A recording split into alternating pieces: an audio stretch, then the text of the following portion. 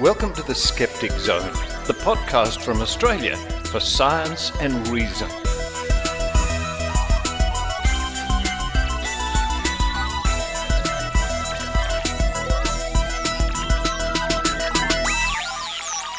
Yes, it's the Skeptic Zone podcast, episode number 748 for the 5th of February, 2023. Richard Saunders coming to you from a soon-to-be hot and sticky Sydney, Australia, up just before dawn to record the introduction to the show. It's the early bird that gets the worm, and there are quite a number of early birds outside the Skeptic Zone window this morning. Look out, worms. Coming up on this week's show, Adrienne Hill continues her series on WikiProjects. This week, she will look at WikiProject's Cryptozoology. What are the top 10 strange and mysterious beasts, or at least the top 10 searches when it comes to cryptozoology on Wikipedia? Will your favourite monster be included? Following that, it's the Book of Tim with Tim Mendham, part 1 of a 2-part report about superstition in sport. Tics and Tac-Tics. And we've noticed over the years that sporting people can sometimes be prone to superstitions, wearing the correct socks or doing something in a particular order before a match, whatever the case may be. Then to round off the show, Trove looks at iridology. I think we've looked at iridology before a couple of years ago. It's a fascinating topic, looking into the eye for diagnosis. Now I must thank my listener Carl, who sent me an email during the week. And he writes, I just listened to the latest episode of the Skeptic Zone, something I do each week. Thank you, Carl. Episode 747. Interestingly, this also happens to be the same week the last Boeing 747 rolled off the production line. This random coincidence put a smile on my face. Well, there you go. There you go. Life is full of random coincidences. So now it's time to get on with the show. But no matter where you're listening to me, maybe you're in your car, driving along, maybe you're sitting on the train or the bus with your headphones in, listening to the Skeptic Zone. Maybe you're in that little place in the countryside, relaxing, or in your high-rise city apartment. I hope you enjoyed this week's episode of the Skeptic Zone, but it's time for me to run downstairs, and I think I will have a toasty, cheesy melt. Lovely cheddar cheese on some toast. While I do that, I hope you enjoy the Skeptic Zone.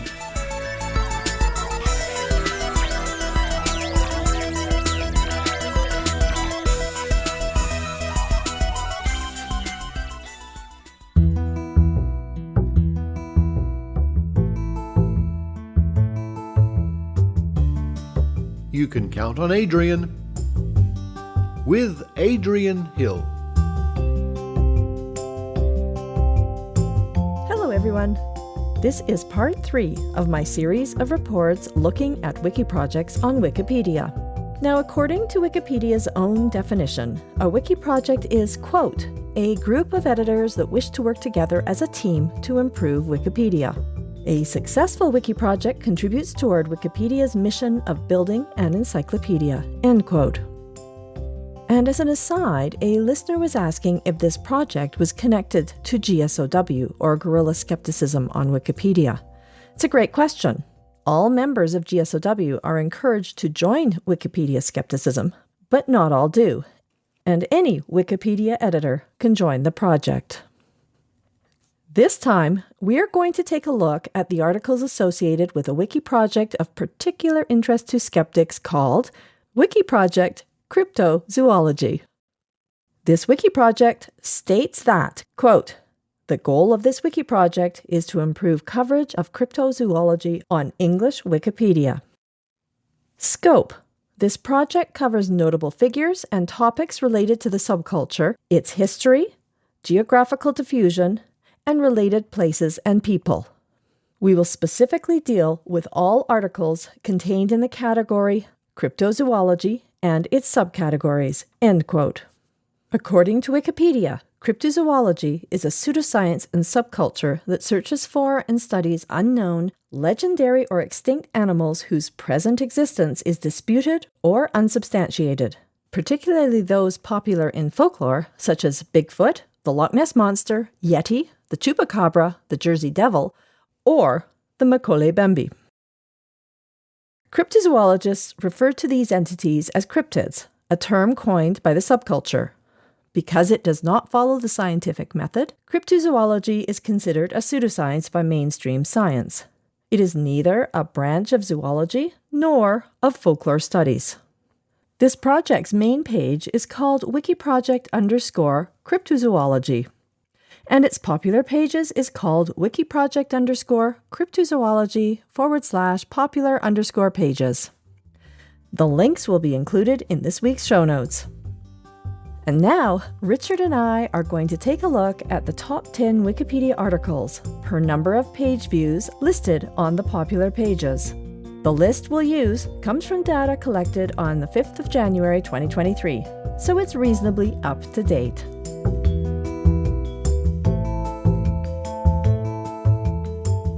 At number 10 on the list, with a daily average of 2,419 views, is Rat King.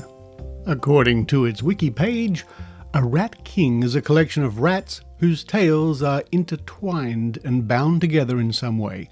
This may be the result of an entangling material like hair, a sticky substance such as sap or gum, or the tails being tied together.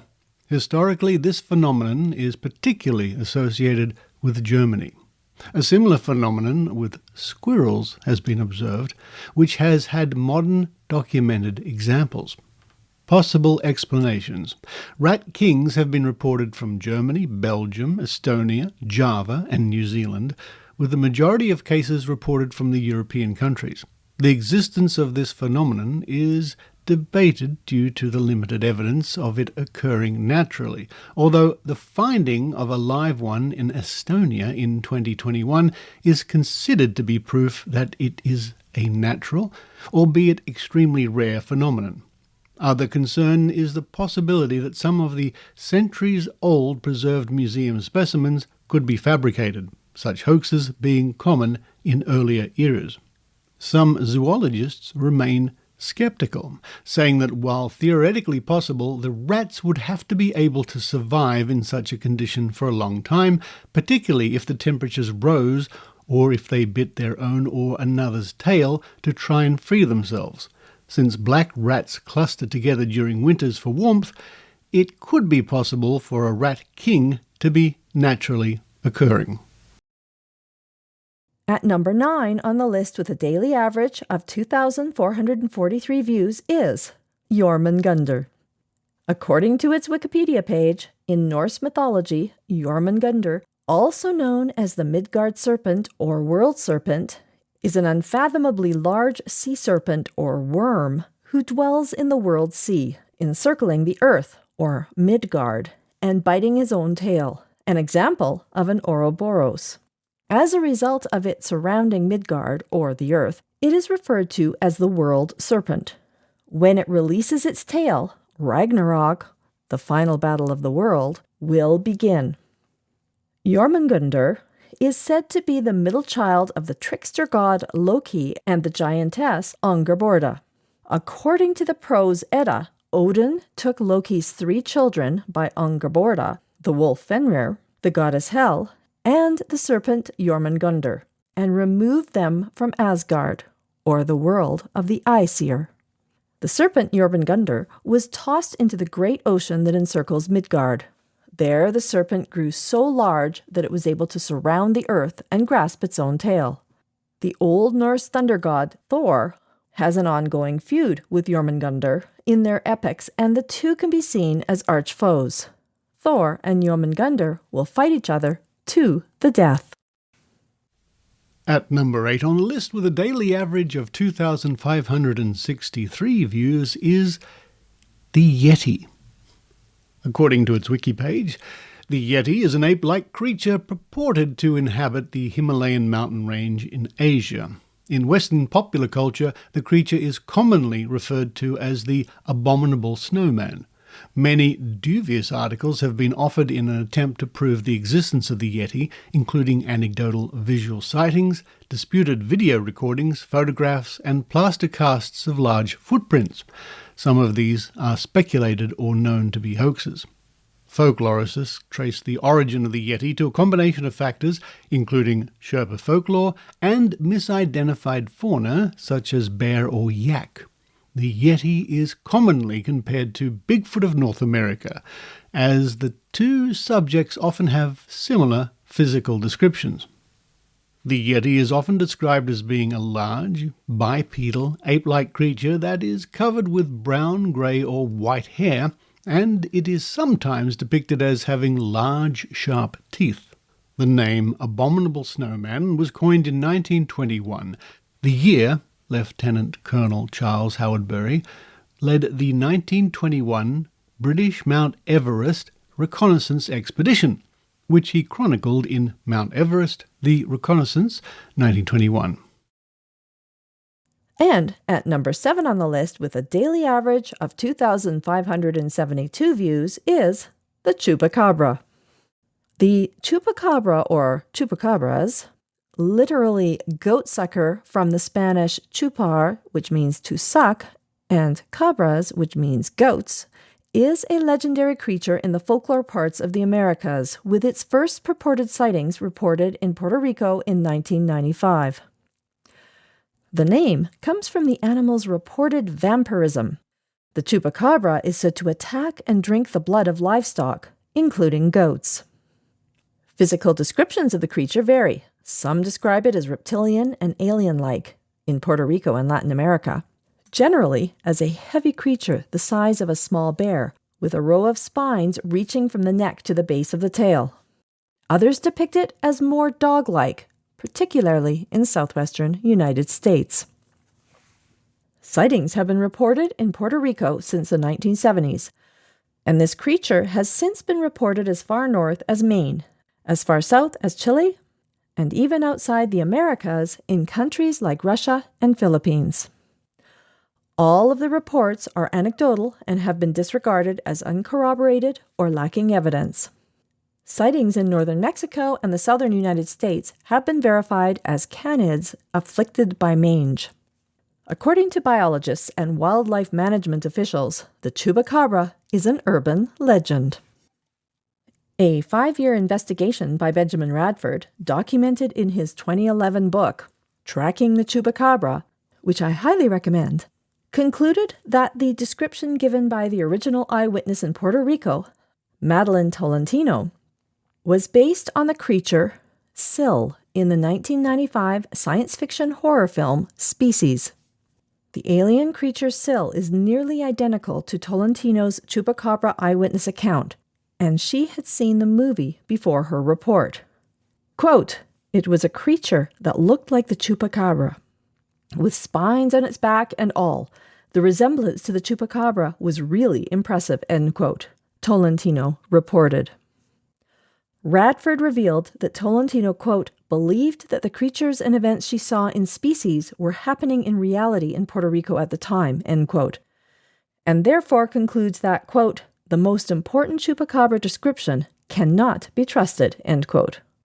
This, Radford believes, seriously undermines the credibility of the Chupacabra as a real animal.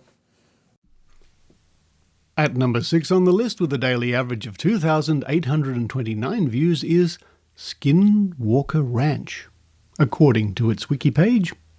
Skinwalker Ranch, also known as Sherman Ranch, is a property of approximately 512 acres, 207 hectares, located southeast of Ballard, Utah, that is reputed to be the site of paranormal and UFO-related activities. Its name is taken from the skinwalker of the Navajo legend concerning vengeful shamans. Dubbed the UFO Ranch due to its ostensible 50-year history of odd events said to have taken place there. According to Keller and Knapp, they saw or investigated evidence of close to 100 incidents, including vanishing and mutilated cattle, sightings of unidentified flying objects or orbs, large animals with piercing red eyes that they say were unscathed when struck by bullets and invisible objects emitting destructive magnetic fields. Among those involved were retired U.S. Army Colonel John B. Alexander, who characterized the NIDCSI,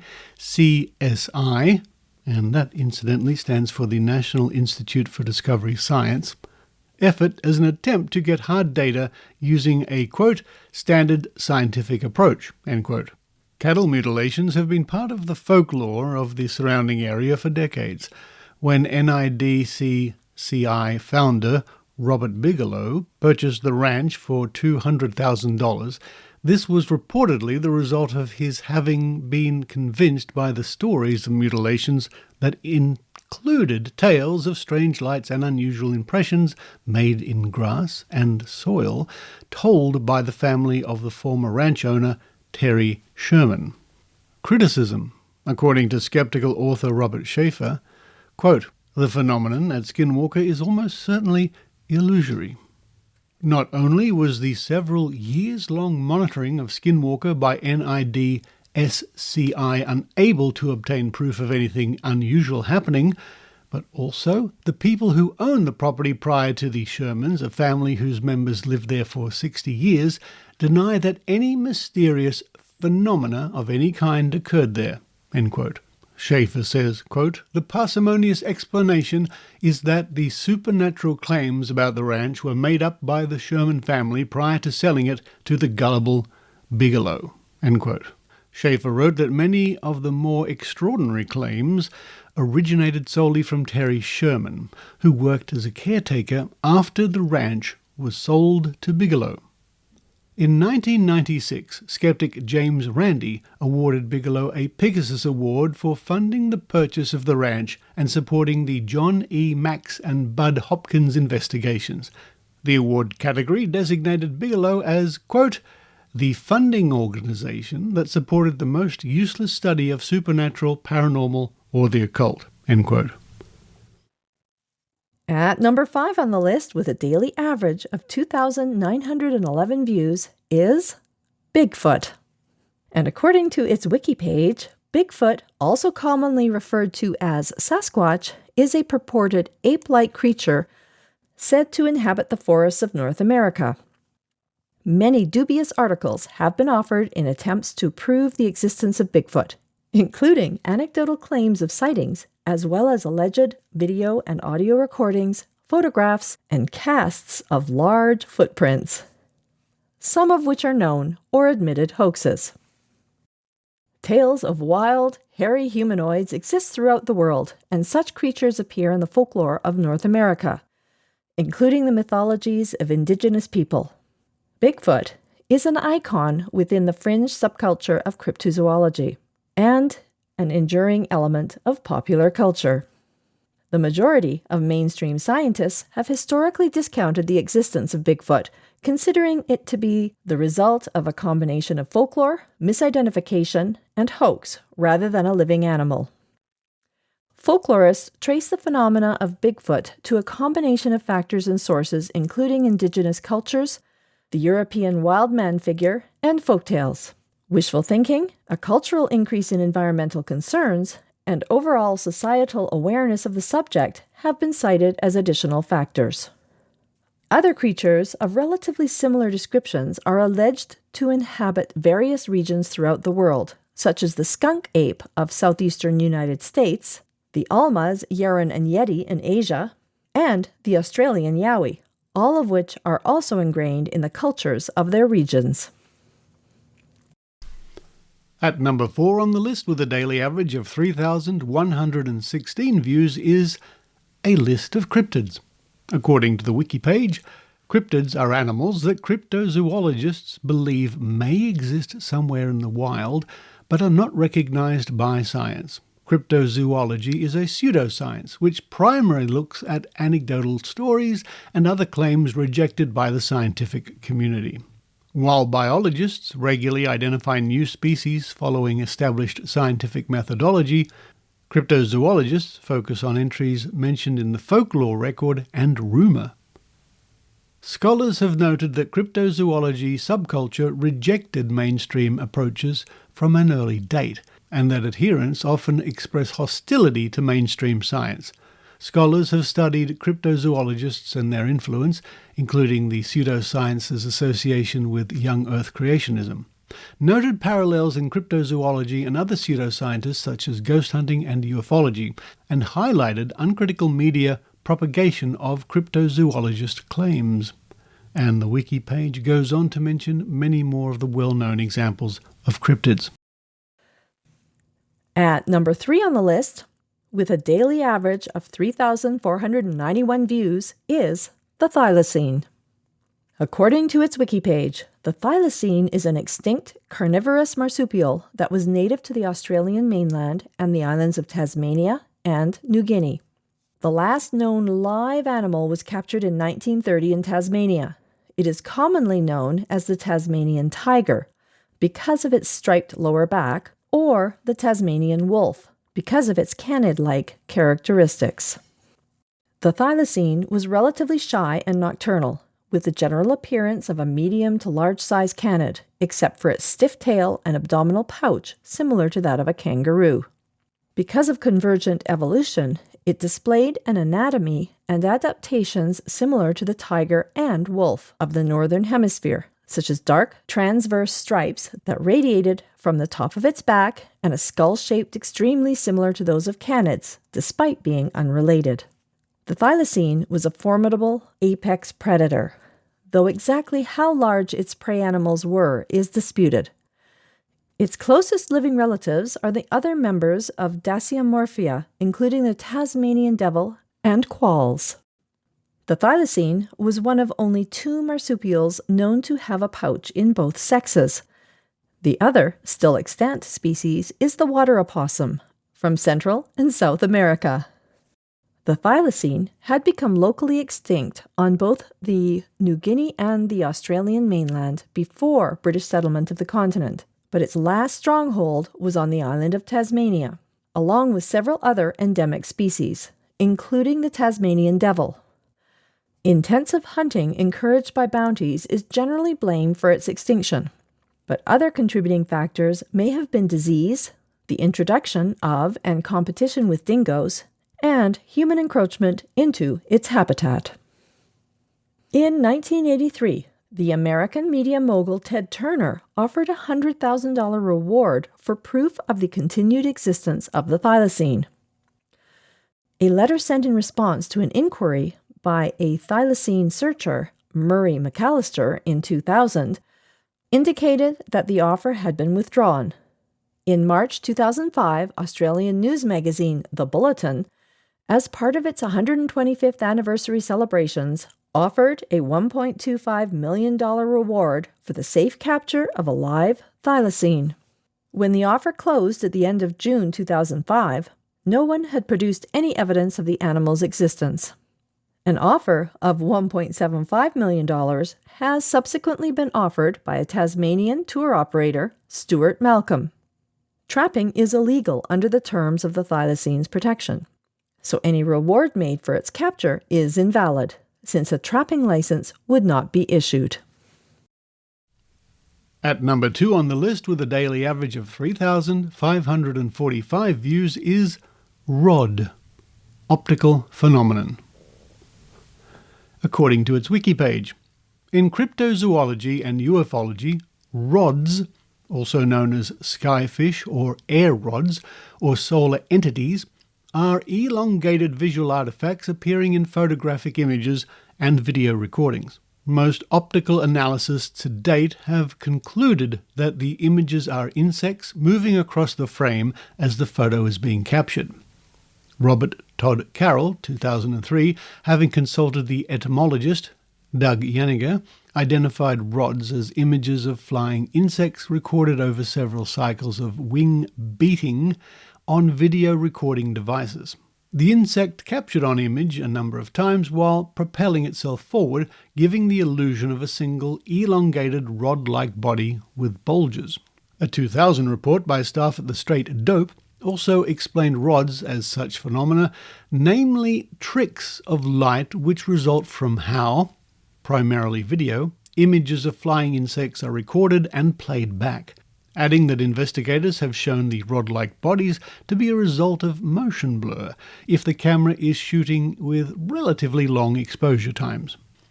The claims of these extraordinary creatures, possibly alien, have been advanced by either people with active imaginations or hoaxes. At number 1 on the list with a daily average of 4,339 views is Skinwalker, which we covered in part 1 of this series. But to briefly recap, in Navajo culture, a skinwalker is a type of harmful witch who has the ability to turn into, possess, or disguise themselves as an animal. The term is never used for healers. In the Navajo language, it translates to, quote, "By means of it, it goes on all fours," end quote.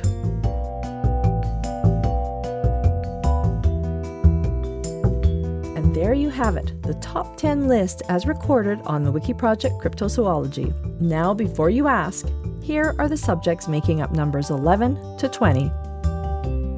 Kraken, Loch Ness Monster, Mothman, Giant Squid, H2O Just to Add Water, which is an Australian TV series where women turn into mermaids, Great Salt Lake, The Shadow Person, Lernian Hydra, Wyvern, and lastly, a list of alleged extraterrestrial beings. In the next segment, I'll look at the WikiProject for alternative medicine and see what the top page views are for so-called cures and potions. But for now, this is Adrienne Hill signing off from Canada.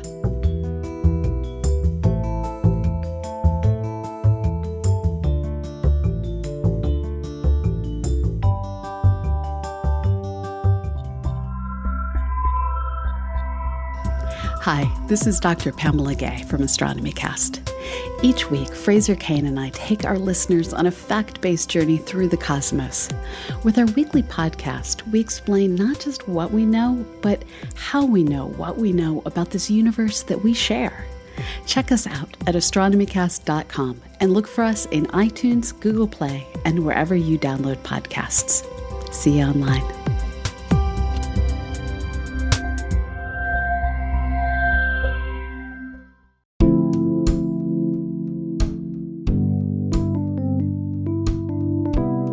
And now, a reading from the Book of Tim with Tim Mendham.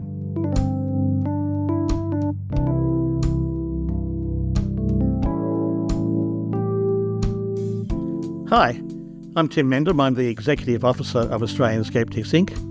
and editor of our quarterly magazine, The Skeptic. And today I'll be reading an article from a very recent issue of the magazine which came out in March 2022, which is volume 42, number 1. And this article is about sport, and it's called Tics and Tac-Tics.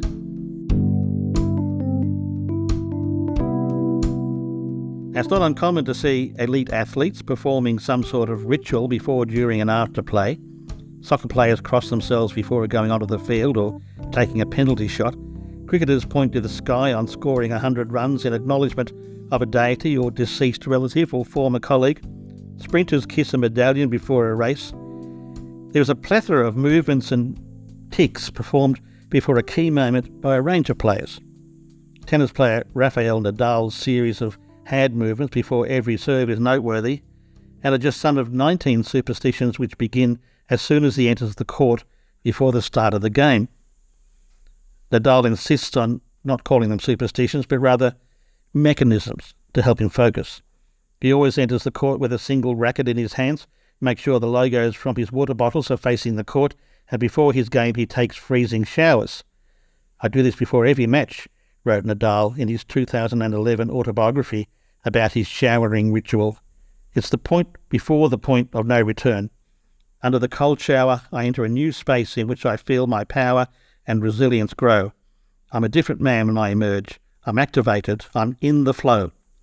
Another leading tennis player, Serena Williams, has her own set of rituals, bringing her shower sandals to the court, tying her shoelaces a specific way, wearing the same pair of socks during a tournament, and bouncing the ball 5 times before her first serve and twice before her second. she has blamed major losses on not correctly following her own routine. Of course, it's not just athletes who occupy themselves in this way, whether it's stroking a beard, scratching a nose, or in former Prime Minister of Australia Bob Hawke's case, pulling on an earlobe. Nerves and personal beliefs can play a part in every person's twitches and tics, although many of these are unconscious mannerisms rather than learned behaviour with a particular purpose in mind. But some have suggested that sports people are particularly prone to superstitious beliefs and unconscious nervous actions, and they are certainly more exposed publicly when they practice them than most people. Whether these are nervous tics, unconscious medical symptoms, or movements designed to encourage good luck or ward off bad, they almost become a comfort to fans of particular players, who would be disappointed if their heroes don't wipe the sweat from their foreheads, spin their rackets, or acknowledge the Almighty for a successful play. Then again, players' propensity for non-rational actions extends into the philosophies they adhere to, the treatments they undertake, and the often spurious claims they promote. These are not unconscious actions, but deliberately chosen methodologies to follow, and these are areas where fans might mimic rather than merely observe. It's not just the athletes themselves who rely on unearthly assistance. While there are many players who may make supplications, crossing themselves, kissing crosses, etc., before enduring a match, fans themselves make formal prayers to a deity, and some even believe that God, and particularly in the US that would be a Pentecostal God, has not only favoured certain players, but has actually intervened in matches. For a number of years, the Public Religion Research Institute in the US surveyed followers of various Christian sects on their beliefs regarding divine intervention. While it says there are significant disagreements among Americans about the role that God plays in sports by religious background, 25% of Americans do believe that God plays a role in determining the outcome of sporting events. And they say white evangelical Protestants and non-white Protestants are more likely to see the hand of God in the outcome of sporting events than any other religious group. Approximately 41% of non-white Protestants and 36% of white evangelical Protestants believe God plays a role in determining which team wins. Fewer white mainline Protestants, 25%, Catholics, 25%, and religiously unaffiliated Americans, 9%, believe God plays a role in determining outcomes on the field.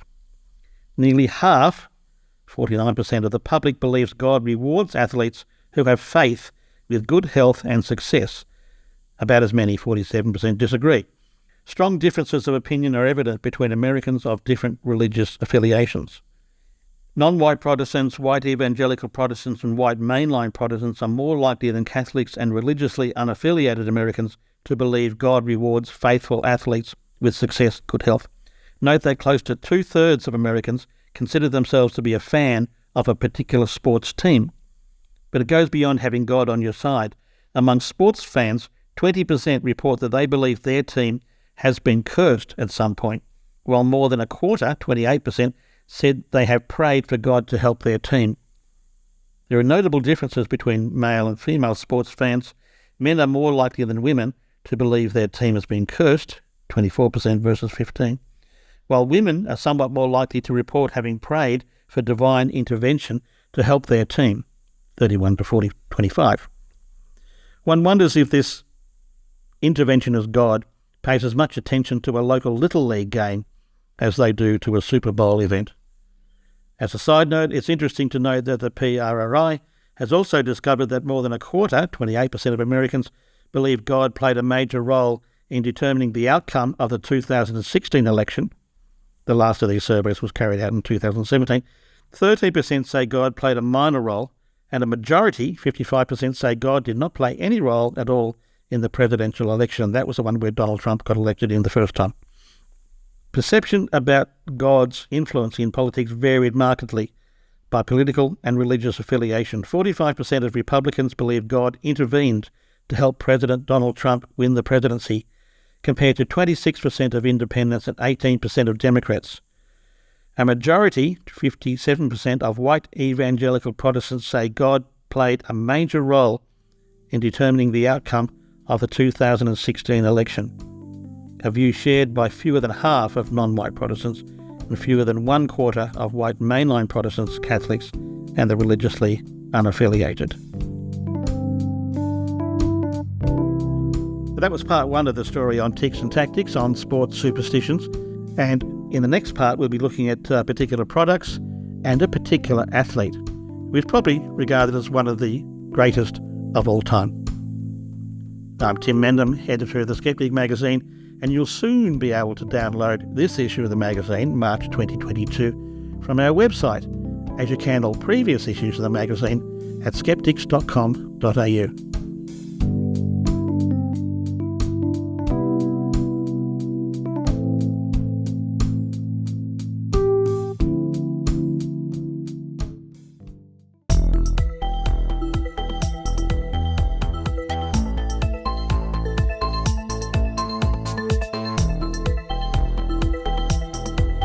Kyle from the Data Skeptic podcast. If you're curious about the way data is changing our world, topics like AI and all this craziness with Facebook and bots and the Twitter storm and how the algorithms that underline that work, and you don't want a technical deep dive, you want it in the vernacular in a way that people can understand, check us out at Data Skeptic. That's what we try and do. I interview advanced professionals in the field who do this sort of research, and then I get into interesting projects as well. We're a weekly show, and you can find us at dataskeptic.com.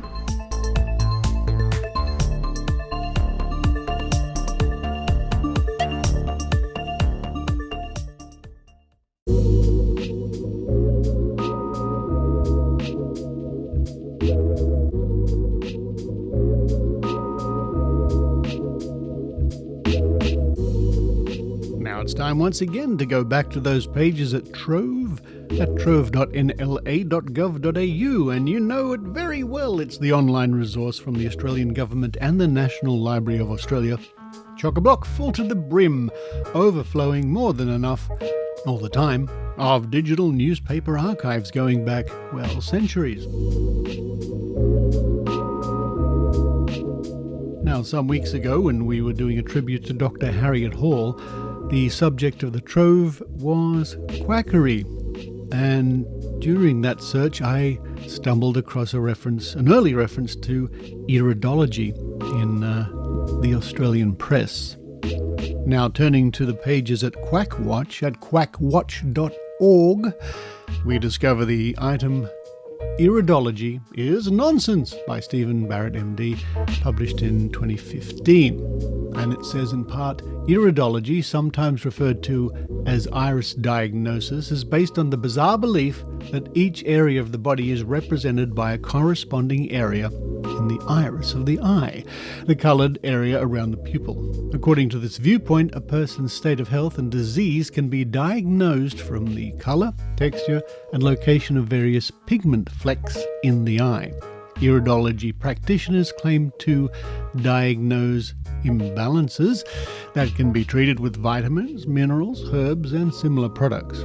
Some claim that the eye markings can reveal a complex history of past illnesses as well as previous treatments. One textbook, for example, states that a white triangle in the appropriate area indicates appendicitis, but a black speck indicates the appendix had been removed by surgery. Iridology charts, dozens of which exist, vary somewhat in the location and interpretation of their iris signs. And towards the end it says the bottom line. Iridology makes no anatomical or physiological sense. It is not merely worthless. Incorrect diagnosis can unnecessarily frighten people, cause them to waste money seeking medical care for non-existent conditions, and steer them away from necessary medical care when a real problem is overlooked. And that's very true for a lot of so-called alternative medicine. And in red letters down the bottom it says, if you encounter anyone practicing iridology, please complain to your state attorney general. So bearing the information from that page in mind, let's have a look at the Trove archives.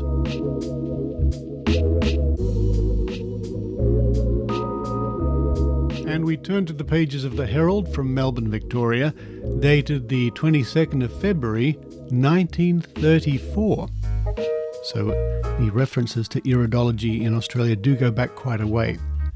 And this is somewhat blurred, the copy they have here online, but I'll see if I can get through. Your Health, Iridology, and Betty Martin, by our medical correspondent. Iridology is the name of a new so-called science established in America and liable to spread to other countries, which claims by means of study of the iris of the eye to be able to diagnose disease in any part of the body. Those who practice the cult are called iridologists. They look you carefully in the eye, not to see if there is any green in it, but because, according to them, the various parts and organs of the body are connected or related to various parts of the iris. And if there is anything wrong with an organ, there will be a change or alteration in the corresponding part of the iris. This can be seen, and so, with the aid of a chart, your trouble can be located. The iris of the eye is the movable curtain, so interestingly coloured, which lies in front of the lens of the eye and surrounds the central hole called the pupil, through which the light enters the eye. It corresponds, and I think the next word is directly, but it's completely blurred, so let's assume it could be directly. It corresponds directly to the movable diaphragm in front of the lens of a camera and operates in a similar manner. It contains 5 muscle fibers whereby it can contract and make the pupil smaller when we are in bright light, and other fibers which can open the pupil wide in dim light. Cats, as we know, like the Skeptic Zone cats who are sitting next to me on the desk, trying to be quiet. Cats, as we know, have an iris so shaped as to give the pupil an oval or elliptical shape. Needless to say, the parts of the iris have no more relationship to the organs of the body than have the hairs of our head or the flaps of your ears. It is a reflection of our education, so-called, that unfortunate people can be gulled in such a manner, and shows how desirable it is that we should all have, among other things, a general understanding of physiology and hygiene. Iridology may be good business, but it is, and here's the sad part, the next word is so blurred that I don't know what it could say. We'll have to use our imagination. And it ends, all my eye, and Betty Martin. Who was Betty Martin? It says. So let's skip ahead a few years to 1940 from the Daily Telegraph from Sydney, dated the 26th of May. Diagnosis by the eye. Mr. C.H. Flower claims that by examining the iris of the eye, he can tell if there is anything wrong with any part of the body, with a few exceptions. Mr. Flower, a Melbourne optometrist, describes this as Iridology, the science of diagnosing pathological and functional disturbances in the human body by means of abnormal lines, spots, and discolorations in the iris of the eye. He states that iridology has been highly developed in the United States and that he is one of its new Australian practitioners. Charts have been developed upon which are indicated the serious parts and organs of the body, said Mr. Flower. These are connected to the iris by means of the nerve system. The charts permit almost immediate diagnosis. And that was 1940. So it looks like iridology was being practiced in Australia as long ago as 1940. And once it was introduced, it didn't go away. And so we turn to the pages of the Port Lincoln Times from South Australia, dated the 14th of April 1992. Guest speaker at Tumby Bay. Naturopath Mrs. Carolyn White was guest speaker at a morning meeting of the Tumby Bay WAB. I'm not sure what WAB stands for. Let's look it up. And it seems to be Women in Agriculture and Business of South Australia Incorporated. It goes on, Mrs. White also has diplomas in iridology, diabetics and nutrition. She began by saying that we are what we eat, and that 80% of our food should be eaten raw. We should drink 8 glasses of water daily. 1 teaspoon of cider vinegar with each meal helps to break down food. Iridology is the study of the iris of the eye, and from this can be learnt the physical condition of the body. It is incredible what can be detected by an iridology reading. Mrs. White also spoke on constipation, its cause and cure, hardening of the arteries, cancer, and the use of many herbs. Mrs. Molly Worry proposed a vote of thanks to Mrs. White for her informative talk and presented her with a WAB tea towel. A report on the regional meeting was given by Ivy Freeman and Explorer S's Week by Gwen Lovegrove. The branch's 30th birthday meeting will be held at Ivy Freeman's home on May 16. Cars leave at 1:30 p.m. from the Anglican Church. What a wonderful little piece of history that is. Way back in 1992, over 30 years ago. And finally, we turn to the Riverina Herald from Echuca, Victoria, dated the 30th of September, 1998. Being female is advantageous. Echuca naturopath and masseuse Marg Phipps has found being female in the alternative medicine industry can be advantageous. In the same way, some people feel more comfortable about going to female doctors. Some are more at ease with female naturopaths. Females probably tend to listen more than males, Marg says.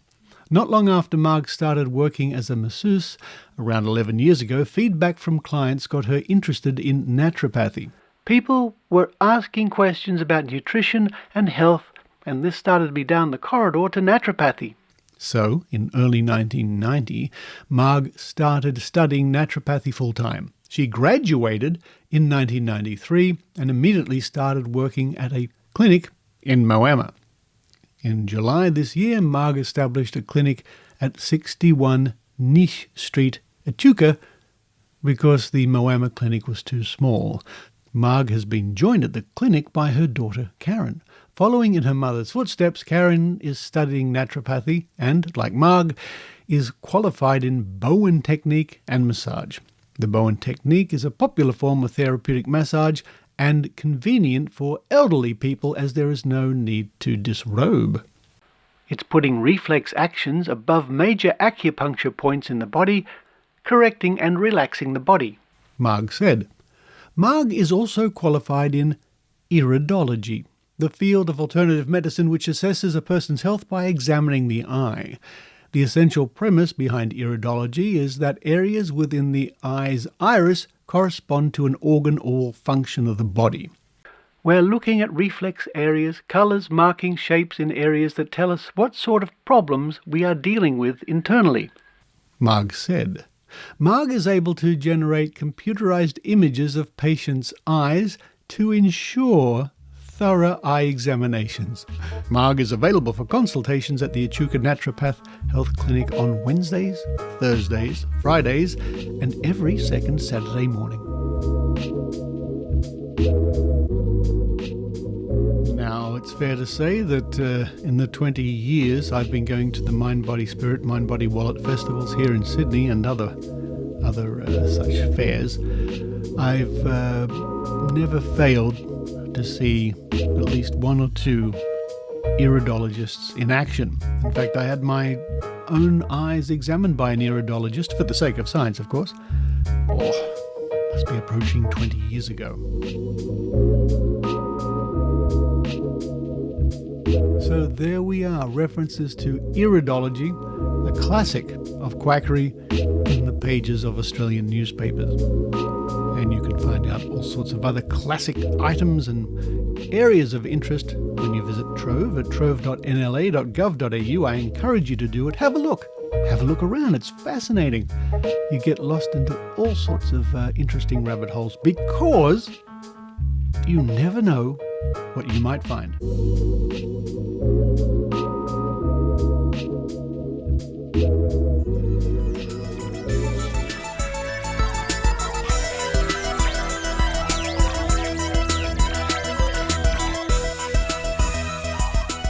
Thank you for listening to the Skeptic Zone, and thank you once again to my wonderful supporters at Patreon and PayPal. If you want to join the increasing number of people who do chip in, help out, contribute, just go to skepticzone.tv and follow the very obvious links. And when you're there, you can glance at this week's show notes, which will tell you that 10 years ago on the Skeptic Zone episode 224 for the 3rd of February 2013, Maynard's Spooky Action. Maynard interviewed Robert Llewellyn from Red Dwarf, who plays Crichton and still does. And, of course, many other things. There's an article in the Skeptical magazine about creating your own skeptical messages, and a chat with Dr. Meredith Doig, president of the Rationalist Society of Australia. All that happened 10 years ago. There's a link in this week's show notes. Coming up on next week's episode, part 2 of Tim Mendham's series of Tics and Tac-Tics about superstition in sport, the Australian Skeptics newsletter, and Trove will look at fake cures. Lots to look forward to, but now it's time for me to turn off the recording device, hang up the headphones, run downstairs again, and edit the show together. While I do all that, I'll wish you a good week. But for this week, this is Richard Saunders signing off from Sydney, Australia. You've been listening to the Skeptic Zone podcast. Please visit our website at www.skepticzone.tv for show notes, contacts, and to access the back catalogue of episodes going back to 2008. You can follow the Skeptic Zone podcast on Twitter at Skeptic Zone, visit our Facebook page, or leave a review on iTunes. You can also support the Skeptic Zone via Patreon or PayPal. The Skeptic Zone podcast is an independent production. The views and opinions expressed on the Skeptic Zone are not necessarily those of Australian skeptics or any other skeptical organisation.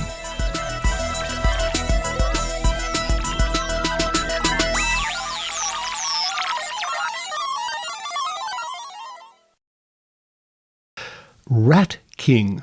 According to its wiki page, a rat king... That's not a rat king, that's a Maud cat. Yes? What is it? What is it? Don't just sit in the stairwell and meow at me. Come here, come on. Come on. Maud. Maud. Maud. I'm trying to record the Skeptic Zone. Do you mind?